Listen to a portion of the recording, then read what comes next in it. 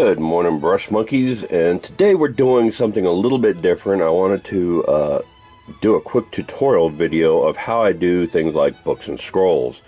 And as you can see, I've got a little book, an arm with a book here and an arm with a long scroll painted up, and I wanted to just touch on how I do the lettering on them.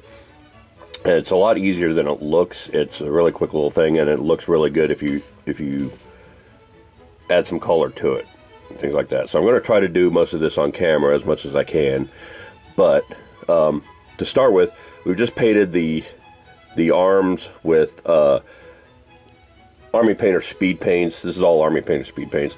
The clothing was painted with hardened leather. The skin with Crusader flesh. The book itself was painted with what is this? It's a new one. Dark wood. Dark wood. Use that on the little knobs on the scroll as well. And then the pages themselves were painted with pallid bone. Excuse me, I keep having to go to the shelf to look. This pallid bone on the pages. And that's it. That's really all it was, and it was left overnight to dry. So, and you can see it looks kind of old and aged. I dry brushed both of them with a little bit of Tyrant Skull from Citadel, but for the most part they were just painted up. So the secret to doing books and scrolls is these little things that you can get at Michael's, and they are micron pens. As you can see, they come in different sizes. 0.05 is the most common. You can see I've got a couple of 0.005s. Those are really the ones I prefer to use for lettering. 0.05 is good for like illuminated manuscripts, which we'll get into here in a bit.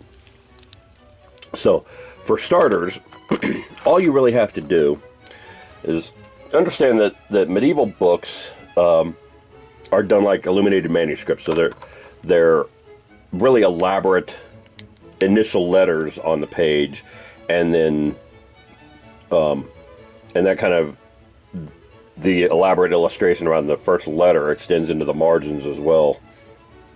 And then the rest of the thing is done in calligraphy. So what we're going to do here, and hopefully I'll capture this on tape, is micron pens are great because they have such a tiny little tip. We're going to go in and just kind of do like a little square. And you're not going to be able to see what it is anyway.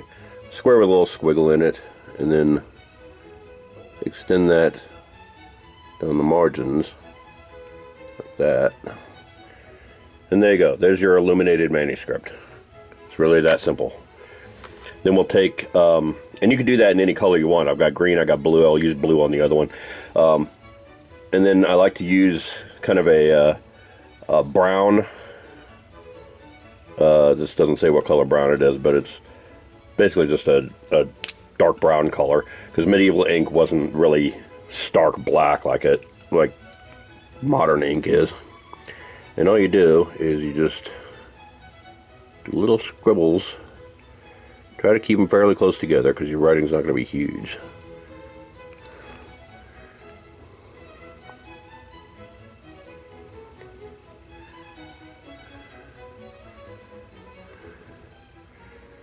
And you can leave spaces for different words, just like that.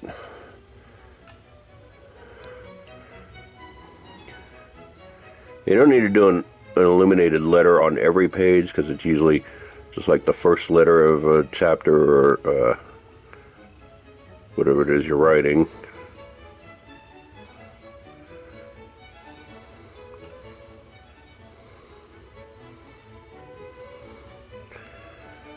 Just like that. Extend it down to the curved up part.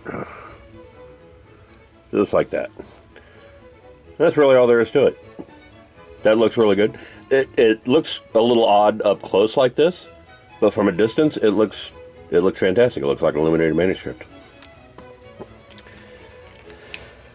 Now another thing you could do, and we're going to do it with a scroll here, is Okay.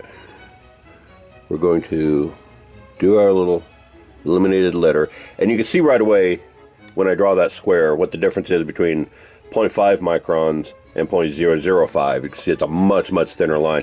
That's why I prefer to get the 0.005 if I can, because you get much tighter control over it.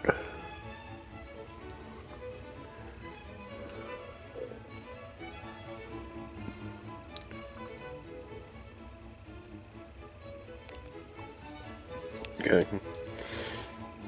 And then I got this burgundy pen because I wanted this to kind of look like a necromancer scroll.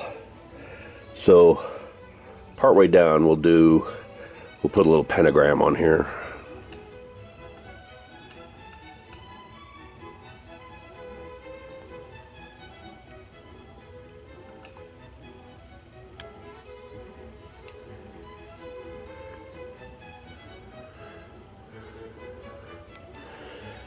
Just like that. And that looks really fantastic. It looks like it's written in blood. All kind of gross. Okay, and then give me just a second to research something here. Alright, I'm back. Sorry about that. I wanted to research some sigils. Some like evil sigils. Like I said, I wanted this to look like a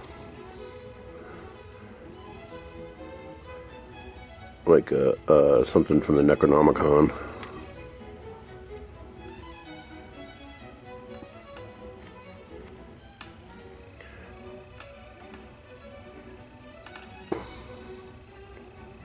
Sorry about the shakiness. I'm trying to keep this on camera and I just completely screwed that up.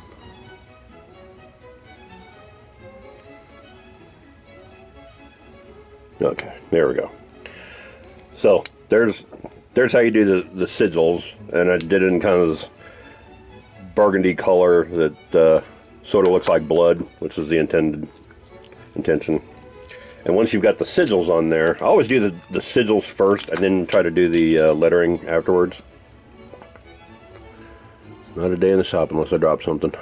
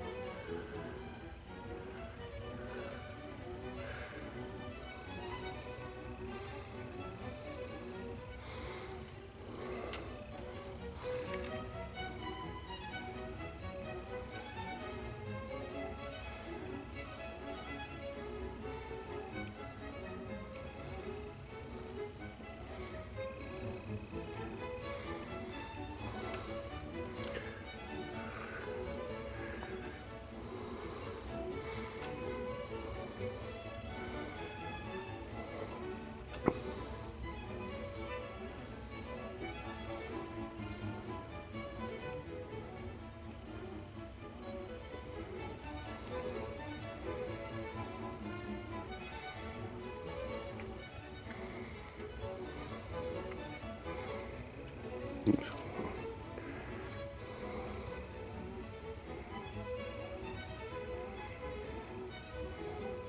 Doesn't have to be terribly neat because, you know, not going to be able to see them very well anyway. Pick this up a little bit.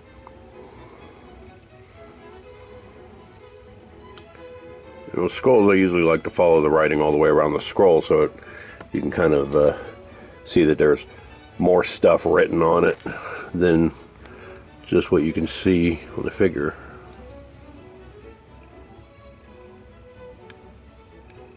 There we go.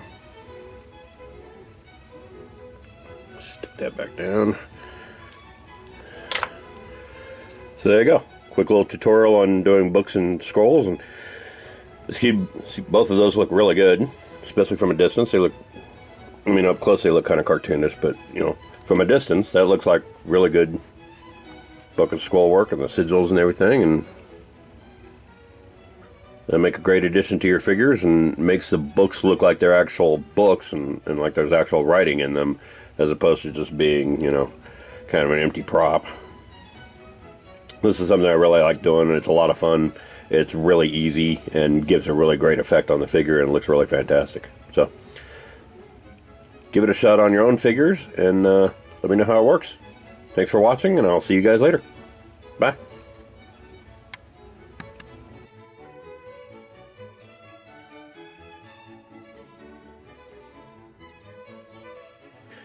Hey Brush Monkeys, Tom here.